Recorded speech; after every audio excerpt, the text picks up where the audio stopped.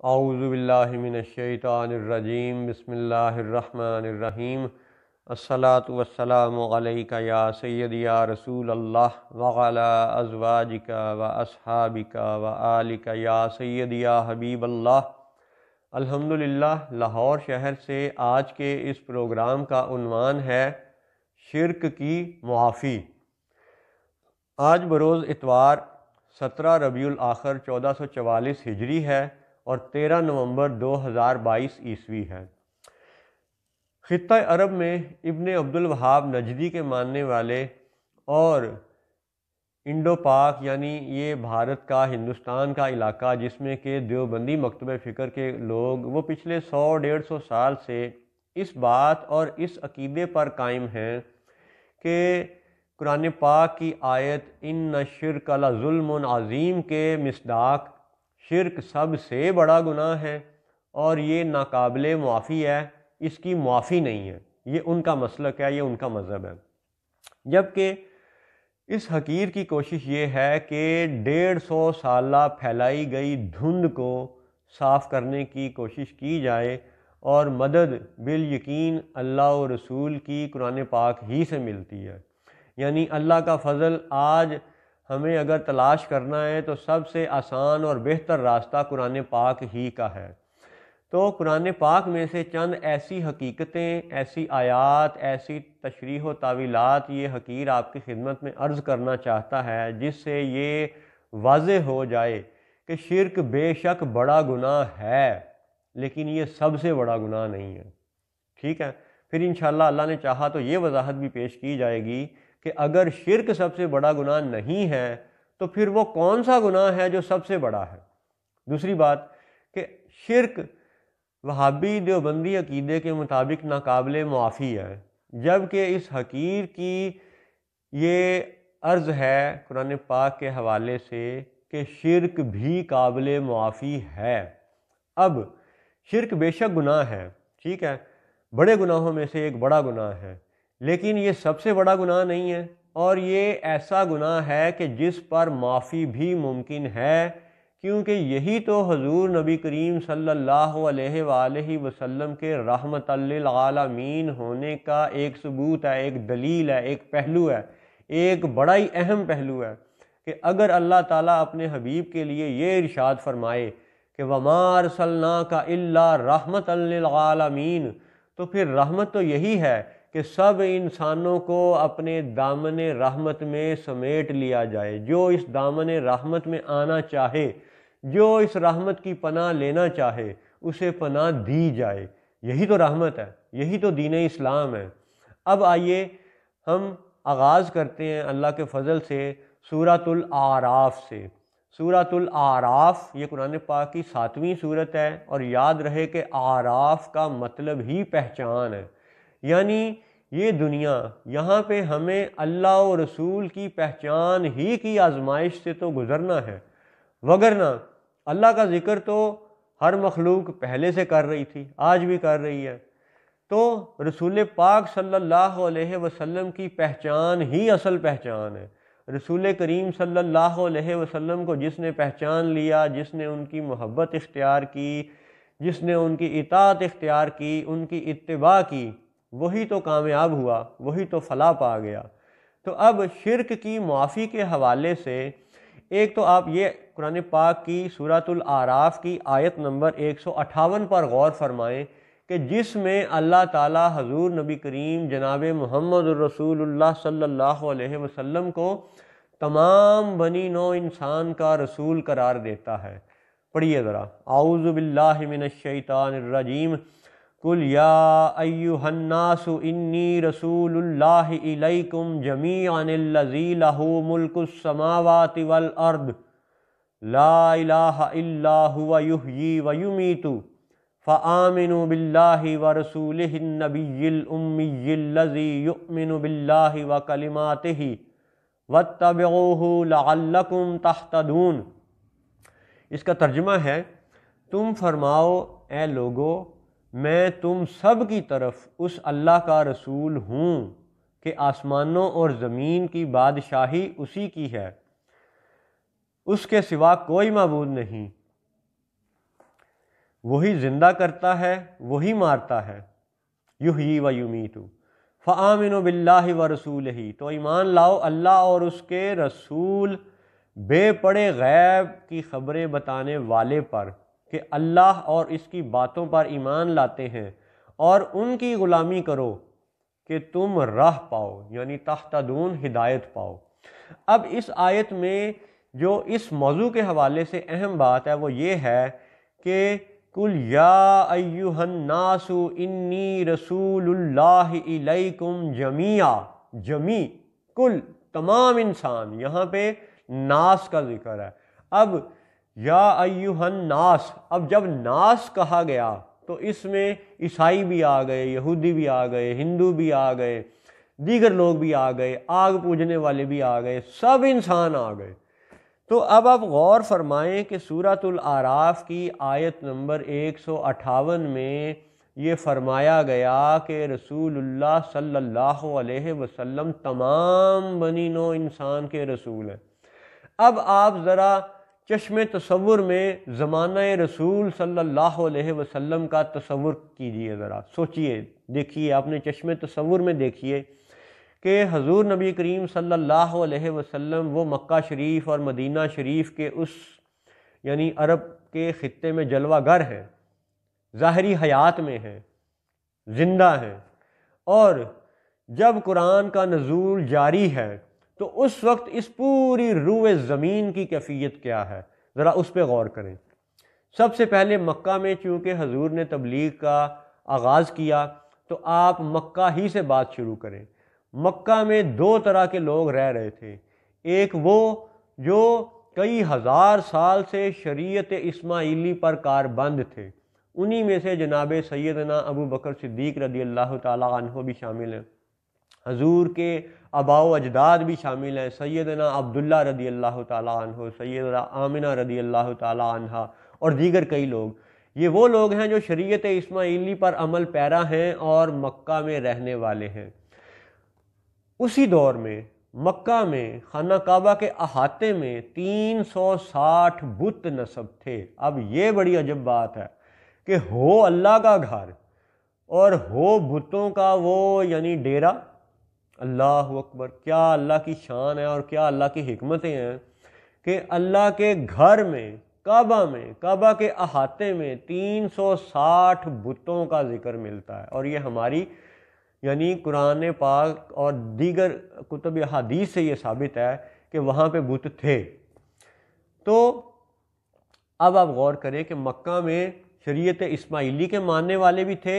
اور بتوں کے پجاری بھی وہاں پہ تھے۔ تو جب حضور صلی اللہ علیہ وسلم نے وہاں پہ تبلیغ کا آغاز کیا اور آہستہ آہستہ لوگوں نے حضور کے ہاتھ پر، حضور کے دست مبارک پر بیعت کرنا شروع کی، اسلام قبول کرنا شروع کیا، اور مسلمانوں کی تعداد بڑھنا شروع ہوئی، اور حضور صلی اللہ علیہ وآلہ وسلم نے مکہ شریف میں 13 سال تبلیغ جاری رکھی۔ اب آپ اندازہ کریں کہ حضور کا 13 سال مکہ میں تبلیغ جاری رکھنا اور مشرکوں میں سے بہت سے لوگوں کا کلمہ پڑھ کر کے مسلمان ہو جانا، یہ اس بات کا ثبوت ہے، یہ اس بات کی دلیل ہے کہ شرک کی معافی بھی ممکن ہے۔ تو جناب والا یہ تھا مکہ۔ اسی طرح اس حضور صلی اللہ علیہ وسلم کے ظاہری زمانے کی نسبت سے آپ غور کریں کہ عیسائی اس وقت یورپ میں بھی آباد تھے، روم میں بھی آباد تھے، ٹھیک ہے، خطہ عرب کے بھی بہت سے علاقوں میں عیسائی آباد تھے، نجران میں آباد تھے، افریقہ میں، ایتھوپیا میں اس وقت عیسائی آباد تھے۔ یاد رہے کہ پہلی جو ہجرت ہوئی تھی مکہ سے، جب مسلمان وہاں ایتھوپیا پہنچے تھے تو ایتھوپیا کے عیسائی بادشاہ نجاشی نے ان کو پناہ دی تھی، تو وہاں پہ عیسائی بھی تھے اس وقت۔ خیبر اور مدینہ شریف کا جو علاقہ ہے وہاں پہ یہودی آباد تھے، اور وہ اس ایک آخری نبی کی آمد کے منتظر تھے جس کو وہ اپنے تئیں مسیحا جانتے ہیں کہ کسی آخری مسیحا نے آنا ہے، کسی آخری نبی نے آنا ہے، اور وہ یہودی اس آخری نبی کے انتظار میں خیبر اور مدینہ کے علاقے میں صدیوں سے رہ رہے تھے۔ پھر اسی طرح ایران میں آتش پرست یعنی آگ کی پوجا کرنے والے تھے۔ پھر اسی طرح دنیا میں کہیں کوئی سورج کے پجاری تھے، یورپ میں بہت سے لوگ اس وقت دیوی دیوتاؤں کے تصور میں اور دیوی دیوتاؤں کے شرک میں مبتلا تھے۔ بھارت ہندوستان کا یہ بڑا علاقہ اس وقت بچھڑے کے پجاریوں پر مشتمل تھا، بتوں کے پجاریوں پر مشتمل تھا، اور دنیا بھر کے دیگر بھی جنگلات اور مختلف قبائل پر نظر دوڑائیں تو کوئی سانپ پوجنے والا، کوئی بتوں کو پوجنے والا، کوئی گائے کو پوجنے والا، کوئی چوہے کو پوجنے والا وغیرہ وغیرہ، کوئی ستاروں کو پوجنے والا۔ اس طرح یعنی شرک کا ایک ایسا شیطانی جال بن دیا گیا تھا پوری زمین پر کہ جب حضور صلی اللہ علیہ وسلم اس زمین دنیا پر جلوہ گر ہوئے تو اللہ تعالیٰ نے پہلے تو ایک یہ واضح اعلان فرمایا کہ محمد الرسول اللہ، یعنی یہ حضور تمام مخلوقات کے لیے رحمت بھی ہیں اور سب انسانوں کے لیے رسول بھی ہیں۔ تو اب آپ غور کریں کہ جب سرکار صلی اللہ علیہ وسلم سب انسانوں کے لیے رسول ہیں تو اس کا مطلب ہے کہ شرک کی معافی ممکن ہے۔ حضور کے ظاہری زمانے سے آج 1444 ہجری تک 2022 عیسوی تک اگر پہلے اس تبلیغ کے مرحلے میں 4 لوگ مسلمان ہوئے، سیدہ خدیجہ الکبریٰ رضی اللہ تعالی عنہا، انہوں نے حضور کی ذات پر ایمان لا کر اسلام قبول کیا۔ آزاد مردوں میں سے سیدنا ابو بکر صدیق رضی اللہ تعالی عنہ نے اسلام قبول کیا۔ اس بچوں میں سے حضرت علی نے رضی اللہ تعالی عنہ نے اسلام قبول کیا۔ غلاموں میں سے حضرت زید کا ذکر ملتا ہے کہ رضی اللہ تعالیٰ عنہ انہوں نے اسلام قبول کیا۔ تو 4 لوگوں کے قبول اسلام سے شروع ہونے والا دین آج اگر تقریباً 2 بلین 2 ارب انسانوں کے لگ بھگ تعداد ہے آج اس روئے زمین پر مسلمان انسانوں کی، تو 4 لوگوں سے 2 ارب تک آنے کا جو سفر ہے، کیا انسانی عقل، انسانی شعور، اللہ کا دیا ہوا یہ دل اور یہ دماغ کیا اس بات کو قبول نہیں کرتا کہ اسلام دین فطرت ہے، اور فطرت وہ بھی ایسی فطرت کہ حضور کی رحمت پر مبنی فطرت وما ارسلناک الا رحمتا للعالمین کی نعت والا دین ہے۔ تو تمام بنی نوع انسان کے لیے رحمت ہونا حضور کا یہ ایسے ہی ثابت ہوتا ہے کہ 4 بندوں سے 2 ارب انسانوں تک آج کا سفر یہ اسی لیے ممکن تھا، ممکن ہے اور ممکن ہوگا کہ شرک کی معافی بھی ممکن تھی، ممکن ہے اور ممکن رہے گی۔ اب اس ساری بات کا خلاصہ یہ نہیں ہے کہ معاذ اللہ یہ حقیر کسی کو یہ سبق دے رہا ہے کہ بھئی تم شرک کرو، نہ، حقیر یہ شرک سبق نہیں دے رہا۔ ہم یہ کہتے ہیں کہ شرک سے بچو، شرک نہ کرو، اللہ کو ایک مانو اور رسولوں پر ایمان لاؤ، اور باقی جو لوازمات ہیں، قیامت پر ایمان، فرشتوں پر ایمان، تقدیر پر ایمان، وہ سارے لوازمات ضروری ہیں، جنت دوزخ پر ایمان، تقدیر پر ایمان، ٹھیک ہے۔ ان سب ایمان کے معاملات میں حقیقت یہ ہے کہ سب سے اہم یہ ہے کہ اللہ و رسول کی پہچان حاصل کی جائے، کیونکہ حضور صلی اللہ علیہ وسلم تمام بنی نوع انسان کے رسول ہیں۔ اسی لیے حضور کی رحمت کا سب سے اہم پہلو یہ ہے کہ شرک کی معافی بھی ممکن ہے۔ اسی لیے حضور صلی اللہ علیہ وسلم نے مکہ کے اس 360 بتوں والے اس حالت میں، کیفیت میں 13 سال لوگوں کو اسلام کی تبلیغ جاری رکھی اور لوگوں کو اپنے دستے مبارک پر بیعت فرماتے رہے، اسلام میں داخل کرتے رہے، انہیں کلمہ پڑھاتے رہے۔ یعنی حضور کی 13 سالہ زندگی، قرآن پاک کی آیات، احادیث، تاریخی تسلسل، یہ سب باتیں اس بات کا ثبوت ہیں، اس عقیدے کا ثبوت ہیں کہ بے شک شرک بڑا گناہ ہے، لیکن شرک کی معافی ممکن ہے، کیونکہ یہ شریعت محمدی ہے جو کہ دائمی شریعت ہے، جو کہ فطری شریعت ہے، کہ اگر کوئی غلطی کر بیٹھا تو بھی اس کے لیے معافی ممکن ہے۔ اب یہ جو لوگ اعتراض کرتے ہیں کہ شرک کی معافی ممکن نہیں ہے، انہی میں سے ایک گروہ کی آپ مثال سمجھیں کہ لاہور شہر سے چند کلومیٹر کے فاصلے پہ ایک شہر ہے رائے، وہاں پہ پچھلے کوئی 100-125 سال سے تبلیغی دیوبندی لوگوں کا ایک اجتماع ہوتا ہے۔ وہ سال میں 2 مرتبہ کرتے ہیں اور 3 دن کرتے ہیں۔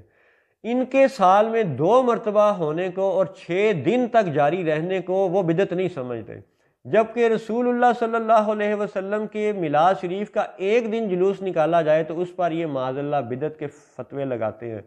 تو ایسے لوگوں کا جب یہ ابھی نومبر 2022 میں یہ سالانہ اجتماع ابھی چند دن پہلے ختم ہوا، تو یہ حقیر چونکہ جوبلی ٹاؤن لاہور میں رہنے والا ہے، تو ہمارا جو رابطہ ہے رائیونڈ روڈ سے وہ LDA ایوینیو 1 کے اشارے پہ جا کے بنتا ہے۔ اس حقیر نے خود وہاں پہ دیکھا کہ وہاں پہ باقاعدہ ٹریکٹر ٹرالیاں لگا کر کے اور مختلف رکاوٹیں کھڑی کر کے رستے بند کر دیے گئے تھے تاکہ جو رائیونڈ سے جانے والے لوگ ہیں ان کے لیے وہ رستہ رائیونڈ روڈ چلتی رہے، خواہ دیگر لوگ مشکلات میں